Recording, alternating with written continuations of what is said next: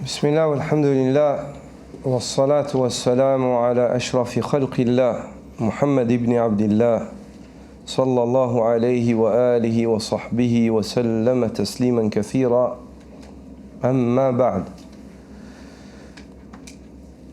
Durant ces nuits de la décade de Dhul Hijjah,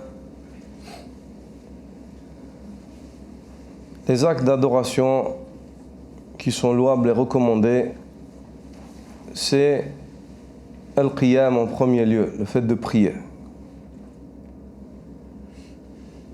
Conformément à la parole du prophète sallallahu alayhi wa sallam, man qama laylat al-qadri imanan wa ihtisaba, celui qui prie durant laylatul qadr avec foi, espoir de récompense.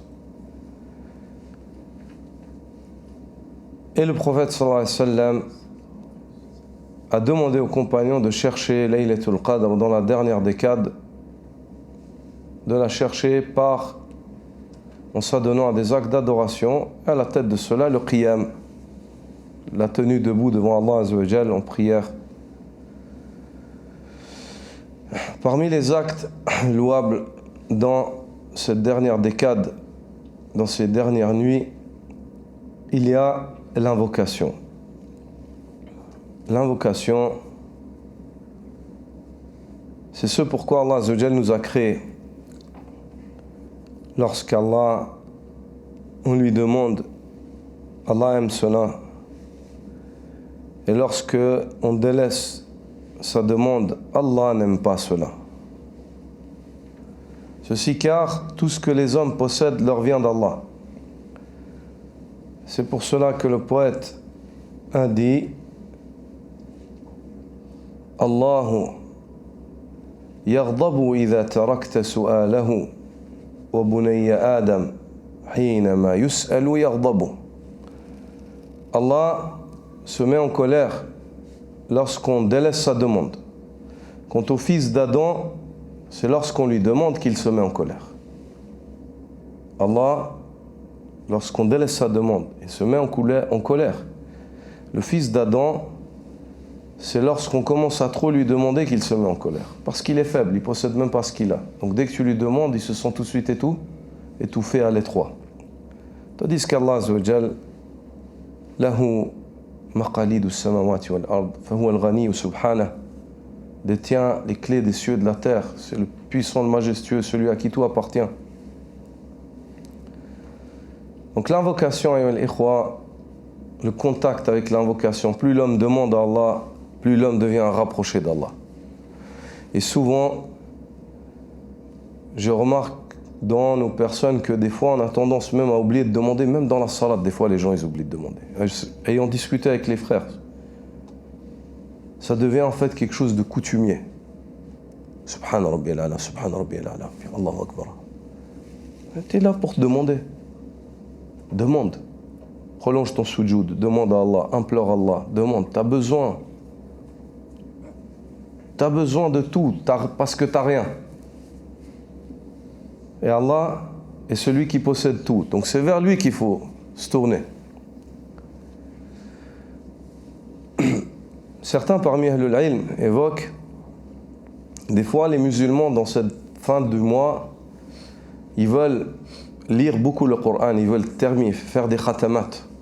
C'est bien, ça c'est le hadi des salaf.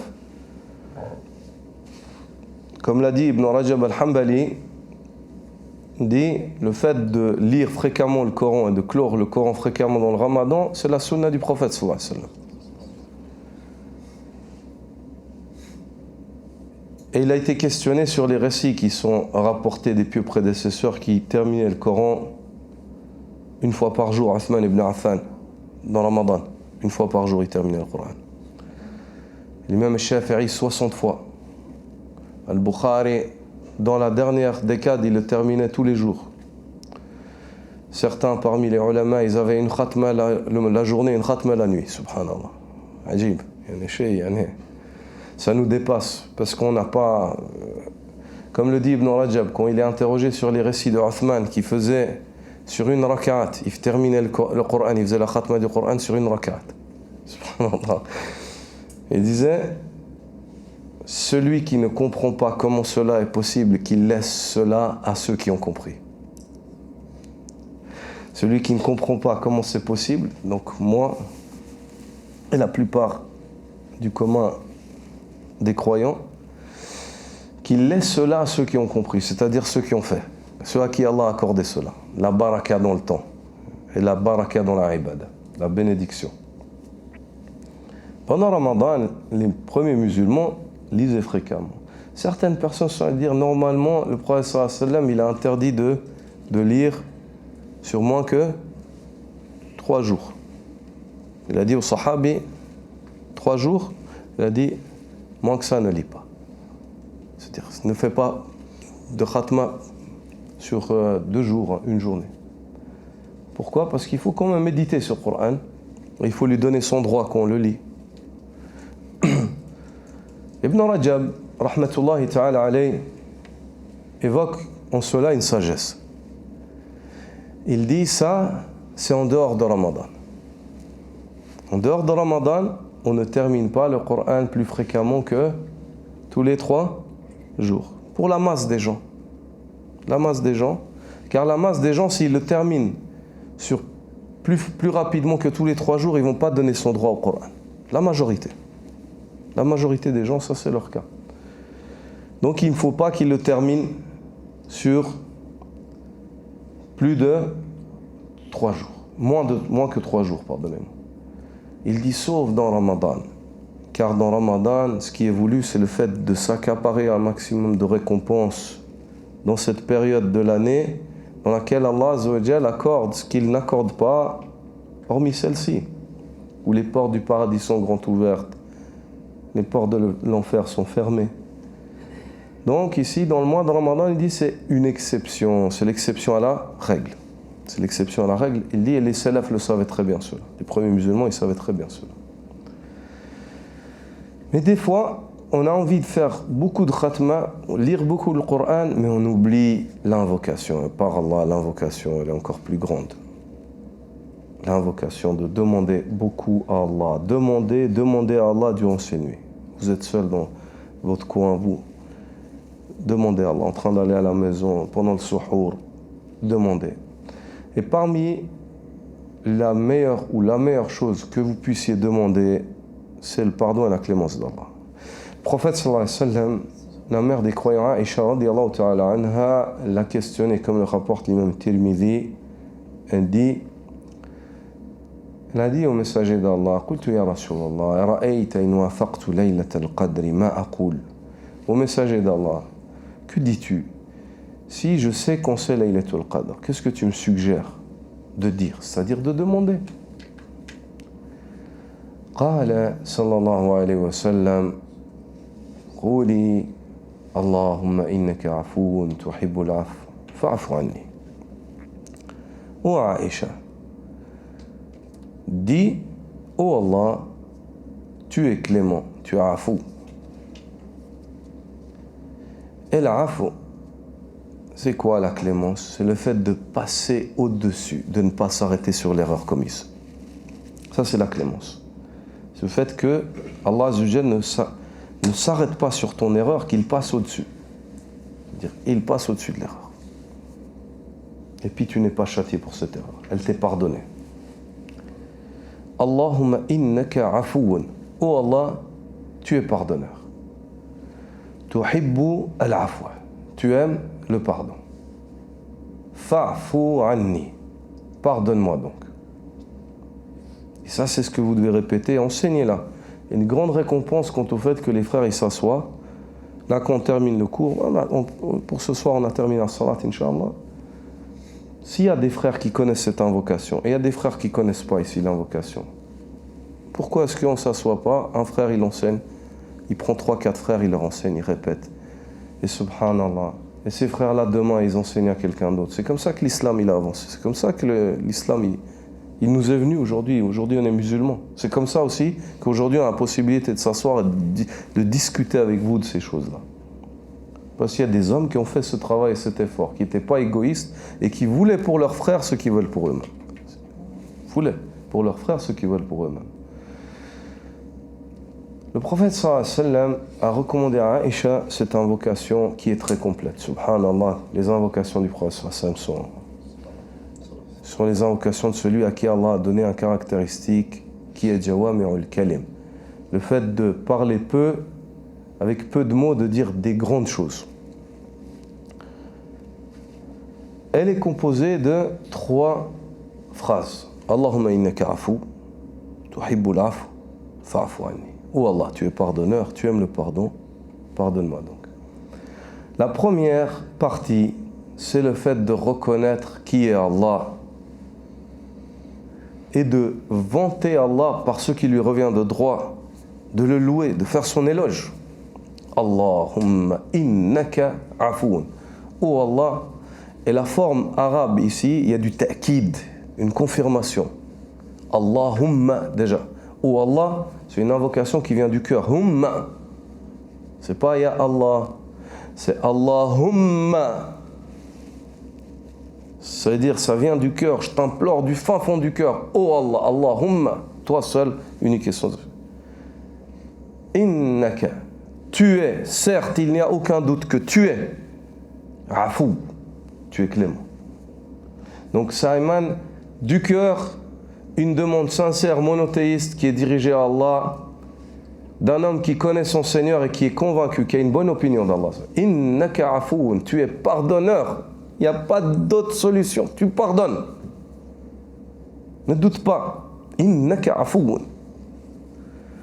Tuhibbu al-afwa. Tu aimes le pardon. Tu aimes le pardon. Il y a l'évocation de ce qu'Allah aime. Donc tu es pardonneur, non seulement tu es pardonneur, mais tu aimes le pardon, tu aimes pardonner. Fa'fu anni. Et ensuite, à la fin, tu reconnais ton péché, tu reconnais que tu as besoin du pardon d'Allah. Pardonne-moi donc. Vu que c'est toi, je t'implore, seul, unique et sans suite. Tu es comme ça, tu aimes le pardon, pardonne-moi donc. Je suis venu à toi. Pardonne-moi donc. Tu te rends. Subhanallah, tu es désolé. Pardonne-moi donc, j'ai besoin de ton pardon. Fa'fu anni. Wallah. Celui qui dit cette invocation sincèrement, durant ces nuits-là, il se peut que sa vie, elle change. Il se peut que sa vie, elle change, qu'il se voit métamorphosé. Cheikh Abd al-Razzaq al-Badr évoque, il dit, un soir, il est sorti pendant les nuits de Ramadan avec son père et son grand-père, Allah yarhamu. Ils sont sortis pour aller prier à la mosquée du prophète sallallahu alayhi wa sallam, le tahajjud. Il a dit, j'ai vu des jeunes à Médine dans une voiture, il y avait la musique. Ils écoutaient la musique. Le cheikh, il dit, subhanallah, je les ai vus comme ça. Il dit, je me suis approché d'eux. Et je leur ai dit, Shabab, à Médine, dans la dernière décade de Ramadan, c'est peut-être Laylatul Qadr. Je veux juste vous donner un conseil. Si vous arrivez à le mettre en pratique, ne le négligez pas. Dit comme ça, avec douceur, avec sagesse comme ça, les jeunes, ils ont accepté, ils ont dit, c'est quoi? Répétez jusqu'au Fajr, Allahumma innaka afoun tuhibbul afwa fa'fu anni. Restez là où vous êtes, pas de problème. Mais répétez ça. Oh Allah, tu es pardonneur, tu aimes le pardon, pardonne-moi. Chéri dit, et je suis parti. Dit l'année d'après, il dit, je vois un jeune qui vient me saluer après un cours. Allahumma barik. Avec la sunna, visage éclairé. Je dis, Salam alaikum, cher, tu me reconnais? Allah, il dit, je ne me souviens pas de toi. Il dit, tu te rappelles les 3 jeunes dans la voiture? Il dit, moi je suis l'un d'entre eux. Il dit, alhamdulillah, je n'ai cessé de répéter cela jusqu'au matin, et Allah Azzawajal m'a guidé. Il a ôté de mon cœur l'envie de la vie que j'avais, et m'a donné l'envie de revenir vers lui. Subhanallah. Ne négligez pas, cette invocation, elle est immense. Cette invocation, elle, ikhwa, premier lieu, reconnaître qui est Allah, reconnaître ce qu'il aime, ce qu'il accorde, et reconnaître qui tu es, ce que tu as besoin, qui est le pardon d'Allah. Certains parmi Ahlul-Ilm, ils mentionnent, ils disent, dans cette invocation, il y a la perfection divine. Allahumma innaka afoun, ou Allah, tu es pardonneur, clément. Et il y a, à la fin de l'invocation, le fait de reconnaître le manquement humain. Fa'fu anni, j'ai besoin que tu me pardonnes, l'erreur. Et au milieu, il y a l'intersection. Si toi tu implores le pardon d'Allah, car tu as besoin du pardon d'Allah qui est parfait, toi qui es manquant, réalise ce qu'Allah aime. Allah aime le pardon. Tuhibbul afwa. Ou Allah, tu es pardonneur, tu aimes le pardon. Pardonne-toi aussi aux créatures d'Allah si tu veux demander le pardon d'Allah. Certains parmi Ahlul-Ilm disent, parmi les grandes sagesses qu'il y a dans ce hadith, c'est le fait d'attirer l'attention sur l'importance de pardonner. Allah Azza wa Jal, dans Surat An-Nur, on a lu ces ayats où Allah Azza wa Jal dit وَلْيَعْفُوا وَلْيَصْفَحُوا أَلَا تُحِبُّونَ أَن يَغْفِرَ اللَّهُ لَكُمْ. Qu'ils pardonnent et qu'ils oublient. Ne voulez-vous pas qu'Allah vous pardonne aussi? Pardonnez, oubliez. Ce verset-là, il est descendu sur Mustah, un des proches de Abu Bakr as-Siddiq, qui s'est laissé tromper avec les hypocrites, avec ceux qui ont parlé sur la mère des croyants, Aïcha radiyallahu anha. Ils ont touché à l'honneur du prophète sallallahu alayhi wa sallam. Abu Bakr as-Siddiq, cet homme-là, il le nourrissait, il se chargeait de lui, il était à sa charge. C'était une personne de sa famille. Subhanallah, quand il a parlé sur, pas sa fille, la femme du prophète sallallahu alayhi wa sallam. Ça, c'est ce qu'il faut évoquer dans ce récit. Abu Bakr, il a été pris de jalousie pour le messager d'Allah sallallahu alayhi wa sallam. C'est la colère pour le messager d'Allah, pas parce que c'est sa fille. Ça, souvent, les gens ils disent, ouais, quand il a parlé sur sa fille. Non, quand il a parlé sur l'épouse de Rasulullah. Il a touché à l'honneur du prophète sallallahu alayhi wa sallam, la mère des croyants, Aïcha radiyallahu anha. Abu Bakr l'a dit, je ne te donnerai plus rien. C'est fini. Je te coupe. Allah Azza wa Jal, il a reproché cela à Abu Bakr. Il a descendu. Voilà, ya'tali ulul fadli minkum wasa'a. Que ceux parmi vous qui ont des faveurs et à qui Allah a fait don de largesse ne promettent plus, Allah yu'tul muhajirin, qu'ils ne promettent plus de donner aux muhajirin, ils promettent plus de ne plus donner aux muhajirin, qu'ils ne fassent jamais ça. Allah Azza wa Jalla a reproché cette ayah, elle est descendue sur qui? Abu Bakr radiyallahu anhu. Subhanallah. Allah a reproché à Abu Bakr de promettre de ne plus donner à ce muhajir Mustah pour l'erreur, une grosse erreur qu'il a commise. Allah lui a reproché. Abu Bakr as-Siddiq, et c'est pas autre chose que cela qu'on attend des Sahaba, il est tout de suite revenu sur sa décision. Allah Azza wa Jalla dit qu'ils pardonnent, qu'ils oublient. Ne veulent-ils pas aussi qu'Allah leur pardonne? Pardonne. Il faut pardonner. Il faut pardonner. Par contre, il faut que le pardon si le pardon, en fait, tu pardonnes à plusieurs reprises, il ne réforme pas, le pardon, il ne réforme pas, à ce moment-là, c'est pas sage de montrer clairement le pardon. Pardonne entre toi et Allah. Mais la personne, le fait de lui faire un peu peur, des fois, c'est sage. De lui montrer, en fait, que non, c'est pas comme tu veux, toi. Tu fais toujours la même erreur et tu viens la tête haute comme si tu n'as rien fait. Non. Allah Azza wa Jal, il veut que le pardon, il réforme. Il amène une réforme. Et ici, dans ce cas-là, Abu Bakr as-Siddiq, l'homme, il était désolé, il a compris son erreur. Abu Bakr as-Siddiq, il a pardonné. L'imam Ahmad ibn Hanbal, rahimahullah, dit, par Allah, qu'est-ce que tu as à gagner qu'un croyant soit châtié par ta cause? Yawm al-Qiyamah. Par Allah, qu'est-ce que tu as à gagner qu'un croyant soit châtié pour ta cause? Qu'est-ce que tu gagnes? Tu montes en degré au paradis, c'est la vengeance, c'est quoi? Tu as gagné quoi? Qu'un croyant il soit châtié par ta cause.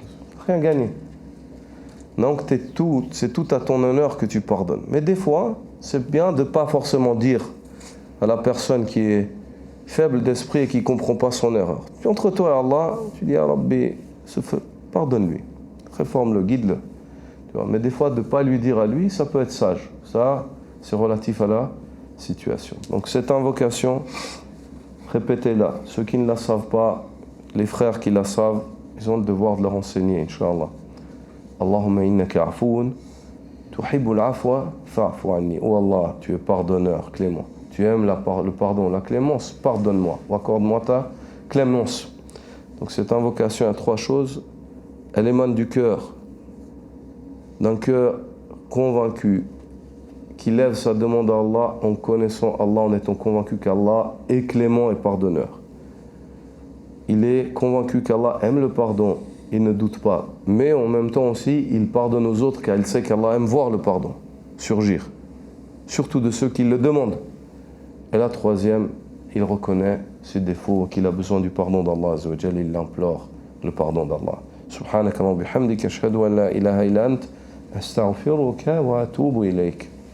لا يحب الله الجهر بالسوء من القول إلا من ظلم وكان الله سميعا عليما إن تبدوا خيرا أو تخفوه أو تعفوا عن سوء فإن الله